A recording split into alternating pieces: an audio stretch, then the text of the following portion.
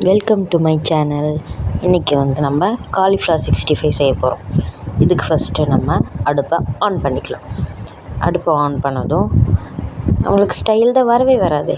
So ஒரு பாத்திரத்தை எடுத்து அமைதியாக வச்சுக்கலாம். வச்சதுக்கப்புறம் அதில் கொஞ்சமாக தண்ணி ஊற்றிக்கலாம். தண்ணி ஊற்றி நல்லா கொதி வரட்டும். ஏன்னா காலிஃப்ளவரில் ஏதாவது அழுக்கு இருந்தாலோ இல்லை பூச்சி இருந்தாலோ அது போயிடும். ஸோ நல்லா கொதித்து வந்ததுக்கப்புறம் நம்ம காலிஃப்ளவரை ஆட் பண்ணிக்கலாம்.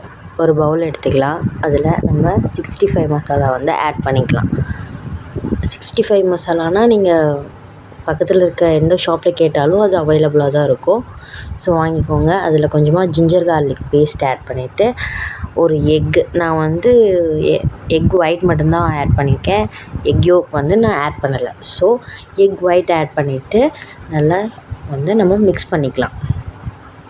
இப்போது பேட்டர் ரெடி ஆகிடுச்சு. ஸோ இப்போ நம்ம வேக வச்ச காலிஃப்ளவரை நம்ம அந்த பேட்டரோட நம்ம ஆட் பண்ணிக்க போகிறோம். நான் வாட்டர் யூஸ் பண்ணல. ஏன்னா காலிஃப்ளவர்லேயே வாட்டர் இருக்குன்றதுனால நான் தனியாக வாட்டர் யூஸ் பண்ணிக்கல.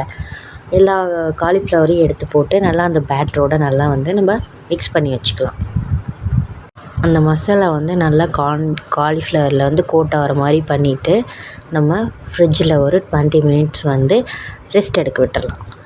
நெக்ஸ்ட்டு அடுப்பை ஆன் பண்ணிவிட்டு வாணலி எடுத்து வச்சுட்டு அதில் ஆயில் ஆட் பண்ணிக்கலாம். ஆட் பண்ணதுக்கப்புறம் நம்ம ரெஸ்ட்டில் வச்சுருக்க காலிஃப்ளவர் எடுத்து கொஞ்சம் மறுபடியும் கொஞ்சம் கலந்து விட்டுக்கணும். கலந்து விட்டுக்கிட்டால் கொஞ்சம் அந்த கன்சிஸ்டன்சிங்கிறது கரெக்டாக வந்துடும். ஆயில் நல்லா சூடாயிருச்சான்னு தெரியறதுக்கு ஜஸ்ட் ஃபஸ்ட்டு ஒரு பீஸ் மட்டும் போட்டு பாருங்கள். அது நல்லா பொரிஞ்சு வந்ததும் ஒவ்வொரு பீஸாக இப்போ நம்ம ஆட் பண்ணிக்கலாம். பார்த்து மெதுவாக போடணும், இல்லைன்னா கையில் தெரிச்சிடும். எனக்கு தெரிச்சது. ஸோ அனுபவம் பேசும் இல்லையா, அதுக்காக நான் சொல்கிறேன். போட்டு விட்டதுக்கப்புறம் ஒரு கரண்டி எடுத்து நீங்கள் நல்லா அதை தனியாக பிரித்து விட்டுக்கலாம். அது எப்படி இருந்தாலும் சேர்ந்துக்கும். இருந்தாலும் நீங்கள் தனித்தனியாக பிரிஞ்சு விட்டு நல்லா ஃப்ரை பண்ணிகிட்டே இருக்கணும். லோ ஃப்ளேமில் வச்சுக்கோங்க மறக்காமல், இல்லைன்னா ஃபுல்லாக கருகிடும். ஸோ கொஞ்சம் லோ ஃப்ளேமில் வச்சுட்டு அடிக்கடிக்கு இப்படி கலந்து விட்டுகிட்டே இருக்கணும். விட்டதுக்கப்புறம் ஒரு கோல்டன் ப்ரௌனான அந்த டைமில் நீங்கள் எடுத்துக்கலாம்.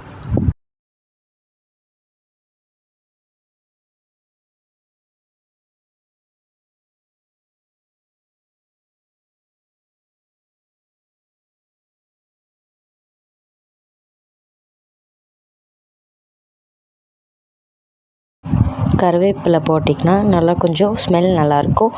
அப்புறம் அதுக்கு எடுத்து ஒரு பவுலில் ட்ரான்ஸ்ஃபர் பண்ணிக்கலாம். இப்போது நம்மளோட காலிஃப்ளவர் 65 ரெடி.